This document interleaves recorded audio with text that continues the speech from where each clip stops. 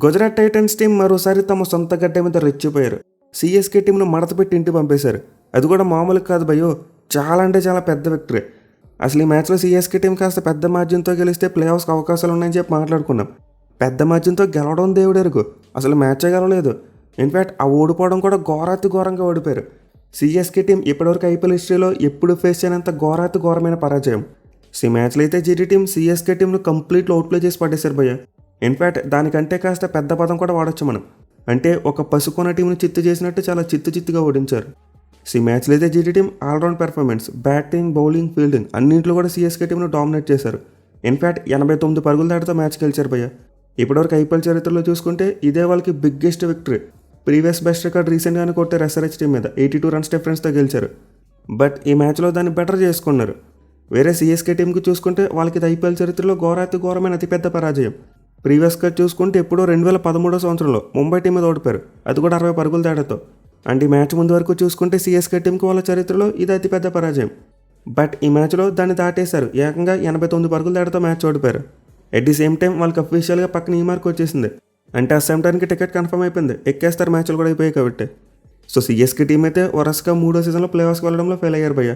అంటే 2024లో వెళ్ళలేదు, 2025లో వెళ్ళలేదు, అండ్ ఇప్పుడు కూడా వస్తామే. అండ్ గతంలో చూసుకుంటే ఇలా ఇప్పుడు జరగలేదు. అంటే CSK team back to back 3 seasons పాటు గ్రూప్ స్టేజ్లో ఎలిమినేట్ అవ్వడం ఇదే ఫస్ట్ టైం. మెయిన్గా కరోనా తర్వాత చూసుకుంటే సిఎస్కే టీం 2 సార్లు మాత్రం ప్లే ఆఫ్స్కి వెళ్ళారు, అండ్ 2 సార్లు కప్ కొట్టారు. కానీ మిగతా సీజన్స్లో మాత్రం వాళ్ళు ప్లే ఆఫ్స్కి వెళ్ళలేకపోయారు, ఇంటికి వెళ్ళిపోయారు. సో రియల్లీ సిఎస్కే టీం అయితే గత కొన్నేళ్ళుగా వాళ్ళు ఆరా కోల్పోతున్నారు భయ్య. మరి ముఖ్యంగా వేరే టీమ్స్ యొక్క ఫ్యాన్స్ మాత్రమే కాదు, ప్లేయర్స్ కూడా ఇప్పుడు సిఎస్కే టీంని ట్రోల్ చేస్తున్నారు. మొన్నటి మన నిషాన్ కిషన్ సిఎస్కే క్రౌడ్ ఇంటికి పొమ్మన్నాడు.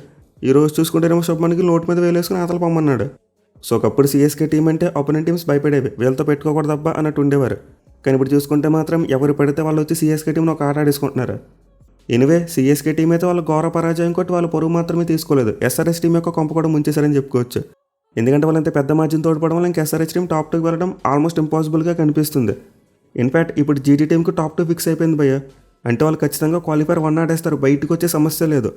ఎందుకంటే ఇప్పుడు ఎస్ఆర్హెచ్ టీం ఆర్సీబీ టీం మీద బిగ్ విక్టరీ కొడితే ముందు వాళ్ళు ఆర్సీబీ టీం యొక్క నెట్ హండ్రెడ్ని క్రాస్ చేస్తారు, అండ్ దెన్ ఆ తర్వాత వాళ్ళు జీటీ నెట్ హండ్రెడ్ని క్రాస్ చేయగలరు. విచ్ మీన్స్ ఇప్పుడు జీటీ టీం టాప్ 2లో ఫినిష్ చేశారు, క్వాలిఫైర్ 1 ఆడతారు, వేరే క్వశ్చన్ లేదు. ఆ మిగతా ఒక స్పాట్ కోసం ఆర్సీబీకి ఎస్ఆర్హెచ్ మధ్య కాంపిటీషన్ ఉంది ఇప్పుడు. సో దీనికి సంబంధించిన నెట్ హండ్రెడ్ క్యాలిక్యులేషన్ గురించి మనం నెక్స్ట్ వీడియోలో మాట్లాడుకుందాం. అంటే రోజు అలానే ఎస్ఆర్హెచ్ వర్సెస్ ఆర్సీబీ మ్యాచే కదా, ఆ మ్యాచ్ యొక్క ప్రీ వీడియోలో ఇంకా డీప్గా డిస్కస్ చేసుకుందాం. ప్రస్తుతానికి ఒక సింపుల్ ఈక్వేషన్ చెప్పాలంటే ఆర్సీబీ టీం ఎస్ఆర్హెచ్ టీం 87 పరుగుల తేడా తోడించాలి, అప్పుడు మాత్రం వాళ్ళకి టాప్ 2కి వెళ్ళేందుకు అవకాశం ఉంటుంది. వేరే జీటీ టీం యొక్క నెట్ హండ్రెడ్ని క్రాస్ చేసి టాప్ 1కి వెళ్ళాలంటే వేరే ఈక్వేషన్ ఉంది, దాని గురించి అయితే మనం ప్రీ వీడియోలో మాట్లాడుకుందాం. సో ఈ మ్యాచ్ గురించి అయితే పెద్దగా చెప్పుకోవడానికి ఏం లేదు భయ్య. అంటే జీటీ వాళ్ళు దండయాత్ర చేశారు, ఇంకేం చెప్పుకుంటాం, మొత్తం వన్ సైడ్గా చెప్పాలి. ఇప్పుడు మెయిన్లీ వాళ్ళు ఎస్ఆర్హెచ్ టీం మీద 82 రన్స్ డిఫరెన్స్తో గెలిచారంటే అనుకోవచ్చు. అదొక స్లో వికెట్స్ అందుకే గెలిచారని చెప్పి అనుకోవచ్చు. బట్ ఈ మ్యాచ్లో ఫ్లాట్ వికెట్ మీద కూడా సిఎస్కే టీంను 89 రన్స్ డిఫరెన్స్ తోడించారు భయ్య. Which means GT bowlers counter వేశారు. లాస్ట్ టైం వాళ్ళు కేకేఆర్ టీం మీద ఓడిపోయినప్పుడు స్లో పిచ్చెస్కి అలవాటు పడ్డారని చెప్పి ఒకటి నడిచింది. అయితే దానికి స్ట్రాంగ్ రిప్లై నెక్స్ట్ మ్యాచ్లో ఇచ్చేశారు. మేము ఫ్లాట్ వికెట్ మీద కూడా చాలా మంచిగా బౌలింగ్ చేయగలం, ఇన్ఫ్యాక్ట్ అపోనెంట్ టీంని కేవలం 13.4 ఓవర్స్కే 140 పరుగులకు ఆల్అౌట్ చేసేస్తాం అని నిరూపించారు. So really great comeback by GT bowlers అని చెప్పుకోవచ్చు. అద్భుతమైన బౌలింగ్ చేశారు ఈ మ్యాచ్లో. పర్టికులర్గా వాళ్ళకి లాస్ట్ మ్యాచ్లో బాగా బ్యాక్ ఫర్ అయింది ఏంటి, ఫీల్డింగ్. కానీ ఈ మ్యాచ్లో మాత్రం దాన్ని భయంకరంగా ఇంప్రూవ్ చేసుకున్నారు. నిజంగా ఎక్సలెంట్ క్యాచెస్ తీసుకోవడం చూసాం, అది కూడా వాళ్ళ captain Shubman Gill leading from the front. పర్టికులర్గా శివం దుబే క్యాచ్ చూసాం, అదైతే out of the world. So last మ్యాచ్లో కూడా జీటీ ఫీల్డింగ్ ఎలా ఉండుంటే వాళ్ళ బౌలర్స్ మీద విమర్శలు వచ్చేవి కాదు. అంటే స్లో ట్రాక్స్కి అలవాటు పడ్డారని చెప్పి ఒక రిమార్క్ వచ్చేది కాదు. ఖచ్చితంగా వాళ్ళు కేకేఆర్ టీంను అరౌండ్ 200 కట్టడి చేసి ఉండేవారు. బట్ ఆ క్యాచెస్ మిస్ అవ్వడం వల్ల భారీ స్కోర్ సమర్పించుకున్నారు, మ్యాచ్ పోయింది. సో జీటీ టీం అయితే తమ లాస్ట్ మ్యాచ్ మిస్టేక్ నుంచి చాలా తొందరగా నేర్చుకున్నారు భయ్య, వెంటనే కరెక్ట్ చేసుకున్నారు. దీనివల్ల ఒక పెద్ద విక్టరీ కొట్టగలిగారు. అది కూడా వాళ్ళు ఈ మ్యాచ్లో టాస్ ఓడిపోయారు. సిఎస్కే టీం టాస్ గెలిచారు, ముందుగా ఫీల్డింగ్ తీసుకున్నారు. బట్ అయినా జీటీ బ్యాట్స్మెన్ అద్భుతమైన బ్యాటింగ్ చేయడం చూసాం. పర్టికులర్గా వాళ్ళ టాప్ ఆర్డర్ మరోసారి రెచ్చిపోయింది. అంటే సాయి సుదర్శన్ రన్స్ కొట్టాడు, గిల్ రన్స్ కొట్టాడు, జాస్ బట్లర్ అయితే ఉతికారేశాడు. సో జీటీ బ్యాటింగ్ చూసుకుంటే మొత్తం టాప్ ఆర్డరే, ముగ్గురు 50s కొట్టేశారు. మరి శుభ్మన్ గిల్ స్టార్టింగ్ 10 ఓవర్స్లో చితక్ కొట్టాడు. వేరే జాస్ బట్లర్ చూసుకుంటే నెక్స్ట్ 10 ఓవర్స్లో చితక్ కొట్టాడు. అండ్ ఒక ఎండ్లో సుదర్శన్ చూసుకుంటే హోల్డ్ చేసి పట్టుకోవడం చూసాం. అంటే ఇన్నింగ్స్ మొత్తాన్ని క్యారీ చేశాడు. బట్ నిజానికి అతను ఇంకా కాస్త బెటర్ స్ట్రైక్ రేట్తో ఆడుండొచ్చు. అంటే ఈ ఫ్లాట్ వికెట్ మీద 158 స్ట్రైక్ రేట్తో బ్యాటింగ్ చేశాడు. అది కూడా ఫస్ట్ బ్యాటింగ్ చేస్తూ వికెట్లు కోల్పోయిన సందర్భంలో ఇలాంటి ఇన్నింగ్స్ ఆడాడు. ఒకవేళ వరుసగా ఒక 3-4 వికెట్లు పడిపోతే అప్పుడు ఇలాంటి ఇన్నింగ్స్ అన్నీ ఏం పర్లేదు. కానీ అలాంటివి జరగలేదు కాబట్టి సుదర్శన్ ఇంకా అగ్రెసివ్గా ఆడుంటే బాగుండేదేమో. సో అతను కూడా ఇదే విషయం నా మిడ్ బ్రేక్ ఇంటర్వ్యూలో అడ్మిట్ చేశాడు భయ్యో, నేనేమి సొంతంగా కల్పించి చెప్పట్లేదు. అంటే సుదర్శన్ అన్నాడు, నేను ఒక 15 రన్స్ తక్కువ కొట్టాను, ఇంకా మంచి స్ట్రైక్ రేట్తో ఆడుండాల్సిందని చెప్పి.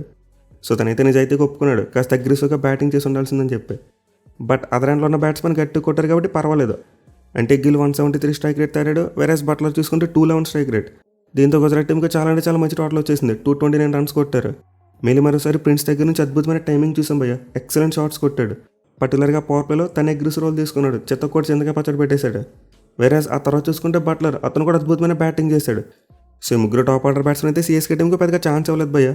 మధ్యలో గుర్జప్నీత్ బౌలింగ్లో ఒక ఆపర్చునిటీ అయితే వచ్చింది. అంటే శుభ్మన్ గిల్ బిగ్ షాట్కి ఎత్తించినప్పుడు బాల్ అయితే అతను బ్యాట్కి తగిలింది అండ్ కీపర్ క్యాచ్ పట్టుకున్నాడు. కానీ ట్రాజడీ ఏంటంటే ఎవరు కూడా అంత కాన్ఫిడెంట్గా అప్పీల్ చేయలేదు. అంటే కీపర్ అప్పీల్ చేసాడు కానీ అంత కాన్ఫిడెంట్గా కనిపించలేదు. అండ్ బౌలర్ చూసుకుంటే అసలు అప్లై చేయలేదు. సో మేబీ సిఎస్కే టీం ఏదైనా మిస్ చేసిన ఛాన్స్ ఉందంటే ఇది మాత్రం అని చెప్పుకోవచ్చు. అంటే పాయింట్ ఆఫ్ టైంలో శుభ్మన్ గిల్ వికెట్ పడి ఉంటే మేబీ ఎంతో కొంత కంబ్యాక్ ఇచ్చి ఉండేవారేమో. మళ్ళీ వాళ్ళకి గుర్జప్నీత్ సింగ్ చాలా మంచి స్పెల్ వేశాడు భయ్య. మిగతా బౌలర్స్ అందరూ కొట్టించుకున్నప్పటికీ అతను మాత్రం చాలా బాగా బౌలింగ్ చేశాడు. 4 ఓవర్స్కి 31 రన్స్ మాత్రం ఇచ్చాడు. అన్లక్కీగా వికెట్ మిస్ అయిపోయాడు. సో మేబీ ఆ నాయిస్ క్రౌడ్ వల్ల ఎడ్జ్ తగలడం సరిగ్గా వాళ్ళకి వినిపించలేదేమో.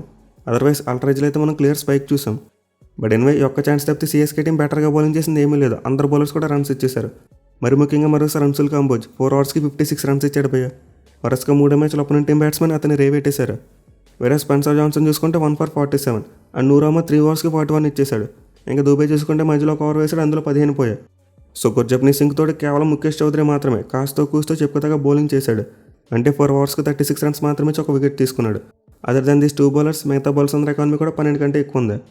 బట్ ఎనివే ఇది ఎక్స్పెక్టెడే. అంటే సిఎస్కే బౌలింగ్ అలానే వీక్గా ఉంది.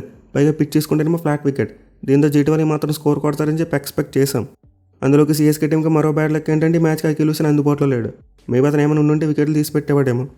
సో ఓవర్టైం అయిపోయిన దగ్గర నుంచి సిఎస్కే టీం యొక్క బౌలింగ్ అలానే ఉంది భయ్య. అంటే ప్రతి మ్యాచ్లో రన్స్ ఇచ్చుకోవడం మానవ అయితే అయిపోయింది. అండ్ ఈ మ్యాచ్లో కూడా రన్స్ ఇచ్చుకున్నారు, మ్యాచ్ ఓడిపోయారు. అయితే చేసింగ్ విషయానికి వస్తే మాత్రం ఒక మార్పు చేశారు భయ్య ఓపెనింగ్ కాంబినేషన్లో. ఈసారి సంజు శాంసన్ తోడుగా మ్యాచ్ షాట్ని పంపారు. బట్ ఫస్ట్ బాల్కే సంజు శాంసన్ అవుట్ అయిపోవడం చూసాం, గోల్డెన్ డక్అవుట్. ఇన్ఫాక్ట్ అతనికి కీపింగ్ చేస్తున్న టైంలోనే చిన్న ఇంజరీ అయింది. దీంతో అతను బయటికి వెళ్ళిపోయి ఉరుల్ పటేల్ కీపింగ్ చేశాడు.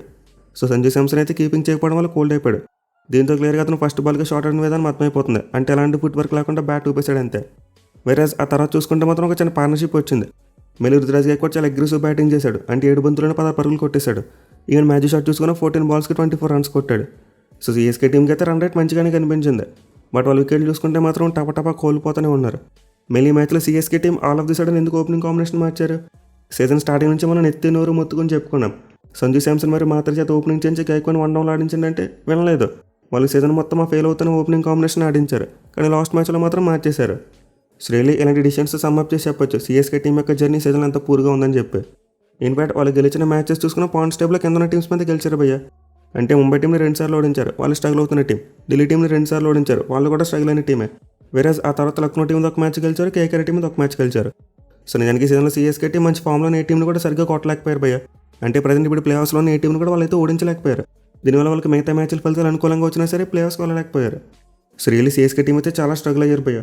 ఈ మ్యాచ్లో అయితే వాళ్ళ బ్యాటింగ్ కంప్లీట్లీ చేతులు ఎత్తేసింది. మధ్యలో శివం దుబే మాత్రమే కాస్తో కూస్తో మెరుపులు మెరిపించాడు. 17 బంతులకు 47 పరుగులు చేశాడు. అదర్వైజ్ సిఎస్కే టీం యొక్క పరాజయం ఈ మ్యాచ్లో ఇంకా ఘోరంగా ఉండేదేమో. అంటే 100 పరుగులు అలౌట్ అయిపోయి ఉండేవారు. సో వీడియో స్టార్టింగ్లో చెప్పుకున్నట్టు గుజరాత్ టీం యొక్క బౌలర్స్ అద్భుతమైన కంబ్యాక్ ఇచ్చారు. ఈ మ్యాచ్లో సిరాజ్ పవర్ ప్లేలో మైండ్ బ్లోయింగ్ బౌలింగ్ చేశాడు. అది కూడా కొత్త బాల్ని ఫ్లాట్ వికెట్ మీద స్వింగ్ చేశాడు. మళ్ళీ స్టార్టింగ్ సంజు శాంసన్కి పడింది ఒక beautiful out swinger. And then ఆ తర్వాత చూసుకుంటే ఒక ఇన్కమింగ్ బాల్ వేయడం చూసాం, లోపలికి వెళ్ళింది కొంచెం. అది ఇక రూల్ పటేల్ని చూసుకుని చక్కగా బాల్తో కొట్టించాడు. సో ఇలా సిరాజ్ అయితే 3 ఓవర్స్లో కేవలం 26 రన్స్ మాత్రమే ఇచ్చి 3 వికెట్లు తీసుకున్నాడు. అతను మళ్ళీ తిరిగి డెత్ ఓవర్స్లో వచ్చి 4th ఓవర్ వేయవలసిన అవసరమే రాలేదు. ఆలోపే తన ఫెలో బౌలర్ సిఎస్కే టీంని ఆల్అౌట్ చేసి పడేశారు. సో సిరాజ్ అయితే మ్యాచ్లో కొత్త బాల్ అద్భుతమైన స్పెల్ వేశాడు అండ్ అతనికి player of the match award దక్కింది. వేరేస్ మిగతా బౌలర్స్ చూసుకున్న రబాడ్ ఎక్సలెంట్ స్పెల్ వేశాడు. 3.4 ఓవర్స్కి 32 రన్స్ మాత్రమే ఇచ్చి 3 వికెట్స్ తీసుకున్నాడు. అండ్ రషీద్ ఖాన్ చూసుకున్న అతను కూడా బ్రిలియంట్ స్పెల్. 2 ఓవర్స్కి 18 రన్స్ మాత్రమే ఇచ్చి 3 వికెట్లు తీసుకున్నాడు. సో ముగ్గురు బౌలర్స్ కూడా అద్భుతమైన స్పెల్స్ వచ్చి సిఎస్కే టీంని కంప్లీట్లీ డిస్మాంటిల్ చేసి పడేశారు. పర్టికులర్గా రబాడ్ అయితే పేస్తో భయపడేశాడు భయ్య. ఒక ఓవర్లో చూసుకుంటే మొత్తం అన్ని బాల్స్ కూడా 150+ టచ్ అయ్యాయి. ఇక రషీద్ ఖాన్ చూసుకుంటే బ్రేవిస్ మరియు దుబే ఇద్దరు స్పిన్నర్స్ని అతను అవుట్ చేశాడు. సో విధంగా జీటీ టీంకి ముగ్గురు మెయిన్ బౌలర్స్ కూడా అద్భుతమైన స్పెల్స్ వేశారు. బట్ మిగతా బౌలర్స్ చూసుకుంటే మాత్రం కొంతవరకు రన్స్ వెళ్ళడం చూసాం. అంటే హోల్డర్, అర్షద్ ఖాన్, ప్రసిద్ధి కృష్ణ ముగ్గురు కూడా కాస్త ఎక్కువ రన్స్ ఇచ్చారు. అది కూడా మధ్యలో దుబే మరియు అన్సుల్ కాంబోజ్ వాళ్ళిద్దరు కొట్టడం వల్ల ఎక్కువ రన్స్ పోయాయి. అయితే ముందు చెప్పినట్టు ఈ మ్యాచ్లో మేజర్ డిఫరెన్స్ క్యాచింగ్ అని చెప్పుకోవచ్చు. నిజంగా బ్రిలియంట్ క్యాచెస్ తీసుకున్నారు. మళ్ళీ శుభ్మన్ గిల్ దుబే క్యాచ్ పట్టుకునే విధానం అయితే out of the world. And ఈ క్యాచ్ పట్టుకున్న తర్వాత పైకి లేసి నోట్ మీద వేలేసుకుని చూపించాడు క్రౌడ్కి. అంటే క్రౌడ్లో ఎక్కువ మంది సిఎస్కే ఫ్యాన్స్ ఉన్నారులేండి, వాళ్ళకి చూపించాడు. వేరే ఇదే శుభ్మన్ గిల్ ఒక రన్అట్ కూడా చేయడం చూసాం. ఇక మిగతా ఫీల్డర్స్ చూసుకుని అందరూ కూడా చక్కగా క్యాచ్లు పట్టుకున్నారు. అంటే ప్రసిద్ధి కృష్ణ ఇనిషియల్గా ఒక మంచి క్యాచ్ పట్టాడు ఉరువులు పట్టేది. అలాగే తర్వాత మ్యాజిక్ షాట్ క్యాచ్ కూడా అతనే తీసుకున్నాడు. ఇక తర్వాత జేసన్ హోల్డర్ చూసుకుంటేనేమో 2 క్యాచ్లు పట్టాడు. సడన్గా జీటీ ఫీల్డింగ్ అయితే ఈ మ్యాచ్లో చాలా ఇంప్రూవ్ అయింది భయ్య. క్యాచెస్ అద్భుతంగా తీసుకున్నారు. శుభ్మన్ గిల్ ఒక క్యాచ్ మిస్ చేశాడు కానీ చాలా tough catch. Other than this GT ఫీల్డింగ్లో పెద్దగా లోపలేమీ కనిపించలేదు. అద్భుతంగా ఇంప్రూవ్ చేసుకున్నారు. ఎనివే ఇప్పుడైతే గుజరాత్ టీంకి టాప్ 2 కన్ఫర్మ్ అయిపోయింది. వాళ్ళైతే క్వాలిఫైర్ 1లో ఆడబోతున్నారు. అండ్ వాళ్ళు పొరపాటున క్వాలిఫైర్ 1 గెలిచారు. నరేంద్ర మోడీ స్టేడియంకి మళ్ళీ ఫైనల్ మ్యాచ్ ఆడడానికి వస్తారు. లేదు క్వాలిఫైర్ 1లో ఓడిపోయినా సరే మరో ఛాన్స్ ఉంటుంది, క్వాలిఫైర్ 2 ఆడుకోవచ్చు. సో ఇప్పుడైతే జీటీ టీంకి ఫైనల్ వెళ్ళడానికి చాలా మంచి ఛాన్సెస్ కనిపిస్తున్నాయి. అండ్ ఒకవేళ వాళ్ళు ఫైనల్కి వస్తే తమ సొంత గ్రౌండ్లోనే మ్యాచ్ కాబట్టి ఖచ్చితంగా కప్ కొట్టేందుకు కూడా అవకాశాలు చాలా గట్టుకుంటాయి. So let's Gujarat team play ఆఫ్స్లో ఇదే ఫామ్ కంటిన్యూ చేస్తారో లేదో చూద్దాం. ఇక మ్యాచ్ తర్వాత క్యాప్స్ విషయానికి వస్తే మార్పు వచ్చింది. అంటే ముందు శుభ్మన్ గిల్ పేరు మీదకి వెళ్ళింది. బట్ తర్వాత వెంటనే సుదర్శన్ దాన్ని అందించుకోవడం చూసాం. ఇంకోటి అతను బ్యాక్ టు బ్యాక్ 5 50s కొట్టాడు భయ్య. ఇప్పటివరకు ఐపీఎల్ చరిత్రలో ఇది కేవలం 4th టైం మాత్రమే. సో సుదర్శన్ అయితే ఇప్పటివరకు మొత్తం 638 రన్స్ కొట్టి ఆరెంజ్ కప్ను హోల్డ్ చేసుకుంటున్నాడు. వేరే పర్పుల్ క్యాప్ విషయంలో చూసుకుంటే మాత్రం నో చేంజ్, భూమి దగ్గర ఉంది. అయితే రబడీ మ్యాచ్లో 3 వికెట్స్ తీసి భూమిని ఈక్వల్ చేశాడు. అంటే అతను కూడా 24 వికెట్స్కి వచ్చేసాడు. దీని ఇప్పుడు పర్పుల్ క్యాప్ రేస్ కూడా చాలా ఇంట్రెస్టింగ్గా మారిందని చెప్పుకోవచ్చు. So GT versus CSK match అయితే చాలా వన్ సైడ్గా జరిగిపోయింది. బట్ ఈ రోజు చూసుకుంటే మాత్రం మనమైతే ఒక దెబ్బ మ్యాచ్ని ఎక్స్పెక్ట్ చేయవచ్చు. అండ్ ఈ మ్యాచ్ సంబంధించి ఆ ఇంట్రెస్టింగ్ నెట్ క్యాలిక్యులేషన్స్ అన్ని కూడా మనం నెక్స్ట్ వీడియోలో మాట్లాడుకుందాం. Thank you for watching. Have a nice day.